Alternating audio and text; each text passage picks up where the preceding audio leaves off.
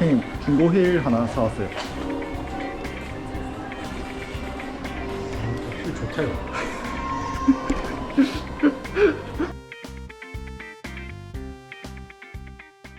중고로 산 휠이 있습니다. 이 안에 튜브하고 실란트, 타이어 이렇게 들어가 있고요. 이거는 실란트, 타이어 이렇게 들어가 있어요. 그래서 아마 타이어는 갈아야 된다고 그렇게 설명을 해주셨고, 집에서 가려고 보니까 문제가 있어요. 여기 보면 포르사 레이스 투블러, 이 레이스 제품이 사이드월이 구멍이 좀 넓다고 하더라고요. 그래가지고 여기서 실란트에서 나오는 물이 흘러가지고 떨어지고 있거든요. 보면 이렇게.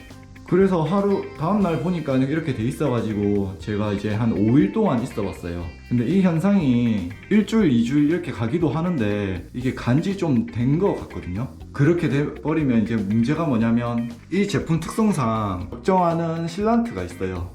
그걸 안 넣으면 이런 현상이 나고요. 그걸 넣더라도 이런 현상이 나는 경우가 종종 있어요. 이 타이어는 승차감이 좋지만 엄청난 단점을 가지고 있는 타이어예요. 그래서 이거는 집에서 작업을 하면 뭔지 집이 개판될 것 같고, 뭐 실란트를 보충하거나 실란트를 넣는 거는 집에서 간단하게 작업을 할 수 있는데, 안에서 고착되거나 이렇게 하면 샵에 가는 게 진짜 마음 편합니다. 집에서 작업을 할 수 없을 것 같아가지고 샵에 갈 건데, 지금 샵에서 해야 될 것은 튜블리스 클린처로 바꿀 거고요. 그 다음에 휠, 이것도 눈으로 봤을 때는 스포크 정렬이 제대로 돼 있던데 그것도 다시 한번 확인할 거고, 그 다음에 스프라켓, 울테그라 스프라켓으로 바꿀 거고, 그 다음에 브레이크 조정도 해야 됩니다. 이게 똥림이다 보니까 브레이크도 다시 조정해야 되거든요. 이게 보시면 이게 얇은 림이에요. 그래서 지금 딱 공간이 딱 맞게 설정돼 있어요. 이거 열면 이 정도 공간이 있고, 닫으면 이 정도 공간이 있습니다. 보라 WTO 같은 경우에는 브레이크를 잠그면 안 잠가져요. 그래서 뚱림이다 보니까 이것도 조정을 해줘야 됩니다.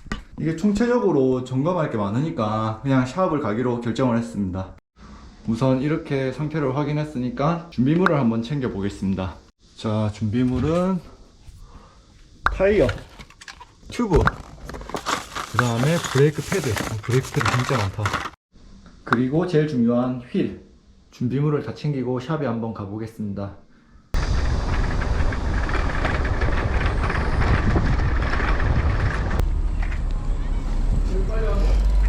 안녕하세요, 형님. 아, 자전거 들고 왔어? 네.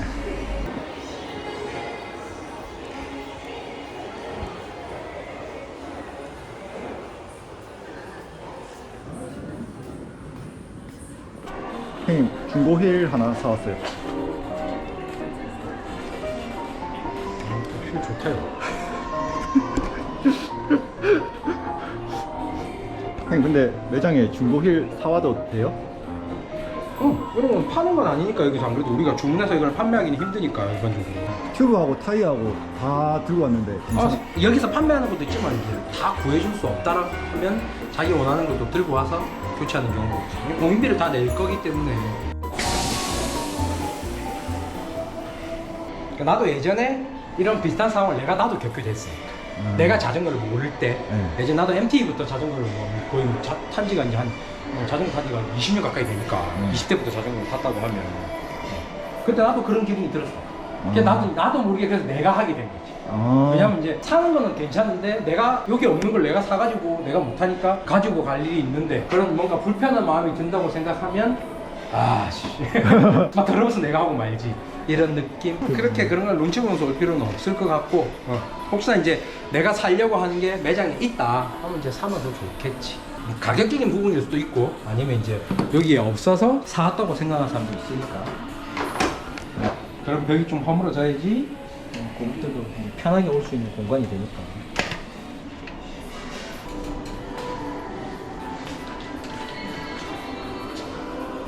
이렇게 같이 해가지고 산 거야? 네. 아, 묶어가지고. 아니 근데 밸브가, 이건 튜브리스 밸브가 아닌 것 같은데. 둘 다 클린처로 튜브가 들어가 있는 것 같은데. 이거 한번 뜯어봐야 되겠다.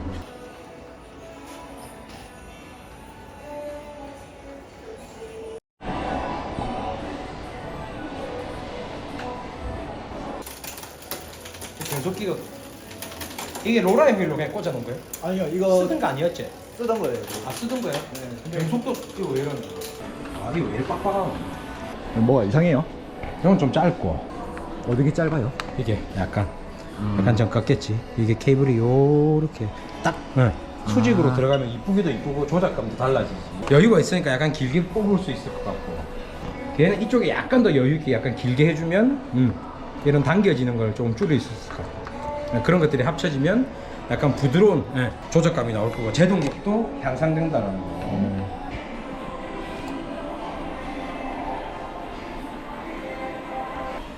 형님 상태 어떤 거 같아요? 내가 세라믹 베어링이라서 허브를 손을 봐야 돼요? 이렇게 만져보면 돼. 만져보면 돼요? 유격이 있는지 먼저, 그리고 이렇게 스무스하게 돌아가는지. 베링 상태가 안 좋으면 보통 이렇게 손으로 돌려보잖아. 그럼 이게 으슥으슥한 느낌이 들어. 이질감 같은, 이물감 같은 게 들면 베링은 체크를 해야 돼요. 쉴드 베어링, 그냥 이제 다 막혀 있는 그런 베어링들, 일반적인 허브에 쓰는 베어링들은 다 이제 쉴드 베어링을 통으로 교체를 해야 되거든. 그 애들은 이제 문제가 있습니다. 얘들은 근데 안에 볼하고 이런 것들을 빼내면 다 따로 떨어져 나와. 그 간격을 이제 컨택 포인트를 조정해서 사용하는 이제 휠이다 보니까 정비성에서 어찌보면 이게 더 유리할 수도 있지. 대신에 이 간격을 조정을 잘 해놔야지 휠을 나중에 조립을 했는데 끄떡끄떡 유격이 생긴다고. 유격 생기면 안 되잖아요. 그렇지, 절대 안 된다는 거. 그리고 이렇게 뻑뻑하게 돌아가서 당연히 안 될 거고, 그럼 이 세라믹 베어링을 쓸 이유가 없어지는 거니까. 축이, 메인 축이 되는 허브 베어링 책을 먼저 확인하는 게 맞지. 이게 일반 자덕들은 알 수가 있어요? 만졌을 때 이제 자전거마다 이제 느낌이 좀 이물감 같은 게 애초부터 가지고 있는 애들도 있으니까 약간 좀 뻑뻑하게 돌아가는 느낌도 있어요. 내부에 이제 우리 실드 베어링에 그리스가 많이 채워져 있는 경우 좀 뻑뻑하게 돌아가요. 근데 보통 얘들은 말 그대로 울트라 스무스 베어링이라 해가지고 여기 적혀 있잖아. 세라믹 울트라 스무스 베어링이라고 적혀 있는. 돌로 된 베어링이 이제 엄청나게 부드럽게 돌아간다 뭐 이런 뜻이니까. 유격도 없고 이렇게 잘 돌아간다는 거. 이게 좋은 게 얘는 또 우리 미케닉이 어떻게 또 이 휠을 만지냐에 따라서 더 부드럽게 만들 수도 있다. 또 잘못 조립이 되면 뻑뻑해질 수 있다. 지금 상태는 굳이 열어볼 필요는 없다 이거네요? 할 수 있다면 같이 열어봐 작업하면 더 좋을 거고. 더 좋고. 이걸 다 열어보고 싶으면 이제 그런 뭐 시간하고 비용이 나올 수 있으니까 미케닉이 보통 설명을 해줄 거잖아. 이걸 갖다가 이 정도면 좋은 것 같아요, 괜찮아요, 쓰는데 전혀 문제가 없어요, 그런 것들. 지금은 어떤 것 같아요? 이 휠? 이 휠은 아주 괜찮아요? 앞에 것도 되게 부드럽고 세팅이 아주 잘 돼. 손으로 그냥 있다 이 드드드드드 하는 느낌. 우리 생활 자전거 만져가지고 돌려보잖아. 네. 그러면 드드드드드 하는 느낌이 들어. 잠깐 정비했을 때 그럼 만져봐야겠네요. 당연하지. 잘 산 휠이다. 중고 거래할 때 보통 이제 애들이 이렇게 만져는 보는데 그냥 이렇게 이 QR이 꽂힌 상태로 이렇게 돌려만 본다. 이러면 모른다. 맞아요. 저도 그렇게 했어요. 이제 심한 휠들은 이렇게 돌려도 여기에 느낌이 와. 드드드드 하는 느낌. 또 QR을 꽂아가지고 돌리면 또 확인하기가 어려울 수 있다라니까. 왜냐면 여기가 너가 있으면 같이 돌아갈 때 이 느낌과 이 느낌이 헷갈려가지고 순수하게 휠 자체 베링이 정상인지 비정상인지 느끼기엔 좀 애매하다. 근데 이쁘다 이랬다. 아름답던 이태리 애들이 오는 기능보다는 그러니까 여기도 그대로 적용이 돼 있다. 맞죠? 멋이죠. 멋이라서 이거 샀어요. 이건 안에 지금 튜브가 들어가 있고, 이거 튜브가 들어가 있고 저거는 아마 안 들어가 있을 거예요.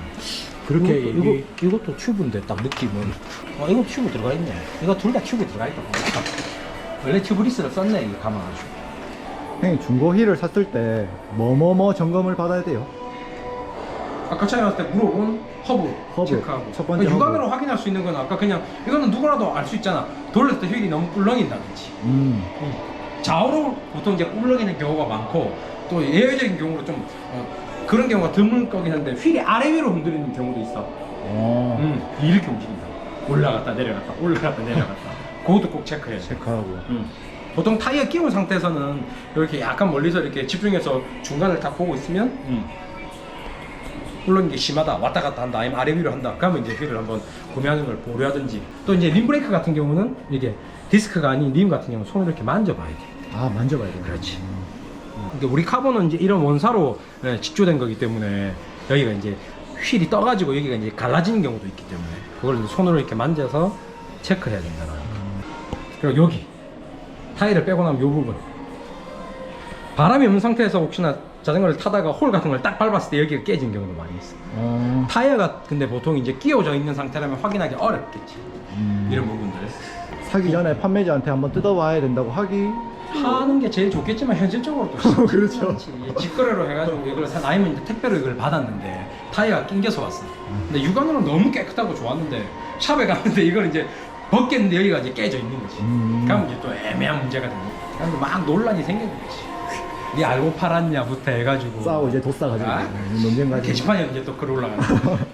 중고거래 할 때는 항상 고가의 중고거래는 좀 이제 고민을 좀 하고 해야 된다. 택배 거래는 좀 지양하는 게 좋다. 그런 건 좀 이제 피하는 게 아니면 이제 가까운 샵이 있으면 돈을 좀 내더라도 이런 것들을 같이 체크하고 보고 알겠습니다. 결제를 해주는 게 나을 휠 외관은 보통 이제 이렇게 체크를 할 수 있다라는 거. 아 이것도 떼었네. 네, 떼었다고 하더라고요. 저렇게 떼운 거는 사용 못하죠? 아니 조금 무방하지. 대신 이제 휠의 밸런스가 무너지겠지. 저쪽으로 무게 배분이 약간 쏠리기 때문에. 우리가 이제 자동차 휠도 그렇지만 우리가 자동차 휠 같은 경우는 타면 우리 뭐 소위 말하는 그 휠을 정렬하잖아. 그때 납 같은 걸 붙이잖아. 네. 타이어도 완벽한 두문 형태가 아니기 때문에 무게가 약간 안 맞을 수도 있잖아. 그래서 납을 붙이듯이 얘들은 우리 자전거 휠은 차처럼 뭐 완전 정확하게 돌아가는 건 아니지만 저런 것들이 몇 개 붙기 시작하면 휠의 밸런스가 무너진다. 고속으로 달 때 휠이 떨 수도 있지. 나도 이제 이런 거를 되게 싫어해. 띄우는 걸. 느끼긴 힘들겠지만 이런 걸 보게 되면 이제 좀 찝찝하잖아. 이건 직업병이다, 직업병. 아, 약간. 그 이런 이제 밸브의 길이 같은 것들도 휠이 높으면 당연히 긴 걸 써야 되겠지만 근데 휠이 높지 않은데 이기다가 이걸 박아놨다 생각해봐. 아 여기 무게 배분이 어떻게 될까? 아, 근데 이건 직업병 아니에요? 아니지. 직업병. 내려막에서 한 60km, 70km로 이제 휠이 돌기 시작하면 그때부터 어떻게 발이 그려 딴단 말이야. 그런 것도 어떻게? 야, 그래 치면 이런 거 난 이게 훨씬 중요하다 생각하는 게 여기 에어로 형성도 다 중요해. 그리고 난 이게 훨씬 중요하다 생각해. 여기 에어로 형성이 어찌 보면 사람이 그 덩치 큰 사람이 타고 있어. 바람 저항을 많이 받는. 그럼 여기 만든 에어로 효과가 뭐야? 혹시 형님 살 빼는 이유가? 아마 그런 것도 있겠지. 속도가 1이라도 빨라지기 위한. 이렇게 사온 휠이라면 어떻게? 그리고 체크하면 이제 완벽하게 볼 수 있겠지. 눈으로 이제 중고 거래할 때 육안으로 먼저 확인하고 그리고 이제 매장에 혹시나 가지고 오게 되면 이런 것도 좀 체크를 부탁한다고 이제 요청을 하는 거예요. 샵에다가. 아, 이렇게 위아래. 할 수 있잖아요. 이게도 거의 뭐 오차가 없지. 저도 불안해가지고 왔거든요. 이렇게 하는 거. 중고로 봤을 때는 제 눈에는 똑바로 돼 있는데 술에 대보면 달라진 경우가 많잖아요. 병원에 가보면 아주 데이터가 나오잖아 우리가. 이게 이제 제대로 진짜 돌아가고 있는지 꿀렁이진 않는지. 꿀렁이면 벌써 여기 닿았겠지. 튜브리스라고 하면 이게 보통 검은색이지. 그렇죠. 밸브 자체가. 튜브 있잖아. 아, 튜브 있네. 내가 말했지. 보통 튜브리스에는 이 밸브를 사용하는 게 잘 없다. 금속이다. 이게 쇠다 쇠. 형님 개인적으로 궁금한 게 중고 휠을 사본 적 있어요? 미케닉 하면서? 네? 있지. 나도 궁금해가지고 당장 미케닉이라고 하면 모든 걸 새 걸로 다 살 수는 없어. 새 걸로 사면 비싸니까. 뭐 이제 이쪽 이제 뭐 브랜드에서 일을 한다고 하면 그 회사 브랜드 제품은 조금 이제 저렴하게 살 수 있는 뭐 기회는 있겠지만 그렇다고 휠을 뭐 찝도 사고 뭐 저 컴파운러도 사고 라이트웨이트도 사고 다 살 수는 없는 노릇이죠. 가족이 있는 남자한테는 그게 쉬운 게 아니죠. 지금 뭐 하시는 거예요? 림에 묻어있는 튜브리스 우리 사용했던 실란트 같은 거 덩어리가 너무 심하게 져 있는 것들은 닦아내야겠지. 왜냐면 이렇게 타이어에 비드가 이게 끼워지기 때문에 여기 이물질이 너무 많이 축적이 돼버리면 어떻게? 비드가 뭐 이탈이 된다든지 이 사이로 이제 바람이 살 수도 있기 때문에 그냥 딱 어디 샵이나 다 비슷하게 할 거예요. 새 휠이라면 제일 좋겠지. 어찌 보면 새 휠이 작업한 게 제일 안 편하겠나. 그쵸. 많이 썼던 거보다 그냥 집어넣고 공인비가 넣으면- 더 많이 나오는 경우가 있다. 우리 이제 한 예로 예전에 많이 썼던 우리 튜블러 있지 튜블러. 네. 그걸 이제 쓰던 걸 들고 와. 그건 뗀다 이가. 테이프는 그나마 낫다. 오래된 본드 붙어 있다 이가. 그거만 4시간 동안 닦고. 근데 그거 같은 경우 공인비가 어떻게? 그러면 예전에 치면 우리가 이제 통상적으로 자동차 카센터처럼 시간 동안 옹이면 6만 원이라고 책정을 했다 치자. 4시간에 또 24만 원 달러 할 수도 없는 노릇이라고. 그렇죠. 그러니까 그런 것도 이제 그 미케닉의 역량으로 최대한 빨리 작업할 수 있는 걸 찾아야겠지. 그 상태나 거기 묻어 있는 본드의 양에 따라서 이걸 어떻게 하면 빨리 할 수 있을까?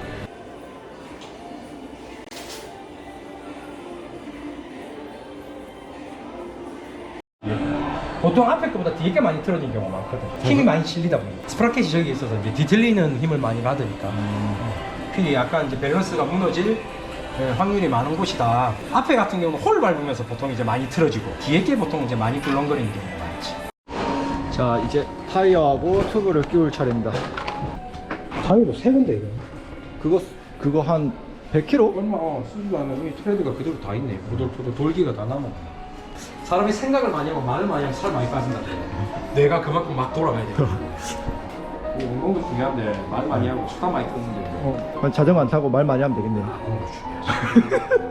형님, 튜브랑 타이어랑 손으로 넣는 경우가 있고 이제 공구를 이용하는 방법이 있잖아요. 형님은 어떤 걸 더 선호해요? 보통 이제 이게 미케닉 역량으로 해가지고 타이어가 작업을 여러 개 해봤는데 이 타이어는 충분히 넣는 게 쉬웠다고 하면 손으로 난 넣으려고 하지. 그냥 팍 끌어보면 비싼 카보니를 갖다가 저도 그런 경험 있어요. 플라스틱 레버. 고가일 같은 경우는 더더욱 조심해야 되겠지. 나도 이제 어떻게 작업을 할 때는 최대한 레버를 안 쓰고 작업할 수 있게 해주려고 합니다. 여기 로고에 맞춰서 여기 밸브 기준점에다가 맞춘다 했죠. 한쪽부터 이렇게. 집어넣고. 그치. 한쪽 비드를 먼저 집어넣고 나면 바람을 약간만 튜브의 모양 형태가 유지될 정도만. 자전거 탄 사람들 볼벨이 많이 모여야 된다. 림을 갖다가 문대면 안 되겠지. 샵에서 이건 아무것도 아니지만 괜히 또 하다가 문제 생기면 좀 곤란해진 상황이 되잖아. 그래서 살짝 튜브를 타이어 벽에 최대한 밀착시키면서 이렇게 넣어줍니다. 자, 보면 이렇게 많이 남았어요. 아, 이걸 어떻게 넣지? 손으로는 못 넣을 것 같은데 이 생각이 보통 사람들은 들어요. 그럴 때 한 번 더 마사지를 해줍니다. 특히나 이 밸브 쪽 이럴 때 어떻게 살짝 위로 올려서 튜브가 타이어 쪽으로 완전 밀착되도록 양쪽 다 이렇게 주물러 가지고 해주면 자, 신기한 일이 생깁니다. 아까 안 됐던 부분이 다시 또 들어가기 시작해요. 이렇게 약간 더. 혹시나 이제 남자분들 중에서는 이제 이런 악력이 좀 좋다, 미는 힘도 좀 있다, 그럴 때는 어느 정도 힘으로는 이렇게 들어갑니다. 그래도 좀 많이 남았죠. 자, 이게 또 안 될 것 같으면 한 번 더 확인합니다. 타이어가 이렇게 밀어 당겨지면서 이렇게 뜨는 경향이 있기 때문에 이걸 다시 아래쪽으로 비드 우리 림 쪽으로 최대한 밀착시켜 주는 거예요. 자, 이렇게 해볼게요. 시간이 좀 걸리더라도 집에서 이런 거는 천천히 하는 게 좋습니다. 자, 아까보다 더 남았어요. 좀 더 남아있죠. 근데 아까보다 많이 왔어요. 아까 이만큼 해서 여기까지 못할 줄 알았는데. 자, 여기서부터 이제 어떻게 힘이 좀 있는 분들이랑 밀면 돼요. 힘 별로 안 좋은 것 같아요. 안 됐어요. 요령이 있으면 쉽게 할 수 있다. 장비의 힘을 빌리는 것도 좋겠지만 휠 자체가 약간 고가고 잘못 배워서 이렇게 그냥 억지로 잡아 당기다가 지렛대로 꺾다가 손상을 입힐 수 있다는 거. 튜브가 안 보이도록 감싸야 됩니다. 넣었는데 튜브가 이렇게 삐져나와 있다. 그때 바람 넣으면 무슨 일이 생길까요? 삐져나오면 터집니다. 되도록이면 좀 나눠서 넣어도 돼요. 나눠서. 자, 이렇게 넣다 보면 또 이렇게 낮아지는 부분, 뭐 높아지는 부분 확인할 수 있다는 거. 그걸 쑥 다시 밀려 들어가요. 그걸 모르고 있으면 옆에서 뻥 한 소리가 또 나요. 비드가 덜 삐져나와서 여기 보고 있으면 손으로 이렇게 밀어서 올리는 경우도 있어요. 나오죠. 나오죠.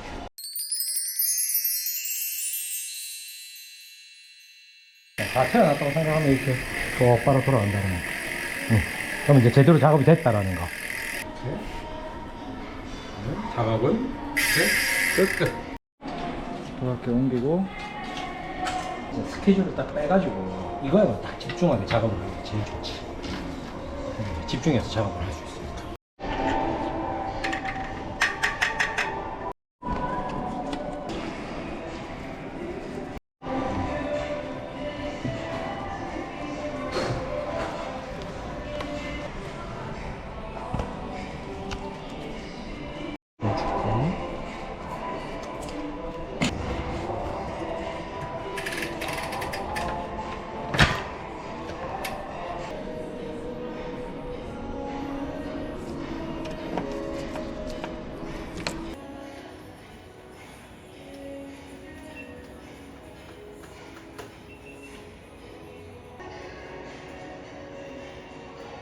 브레이크가 너무 뻑뻑해지네.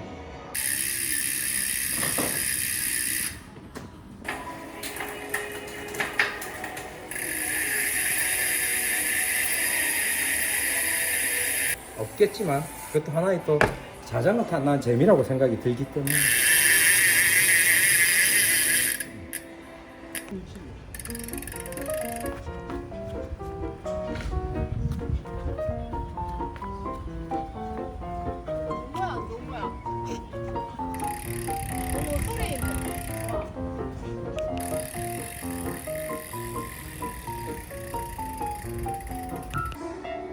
자, 완성됐습니다. 오, 너무 잘생겨졌어.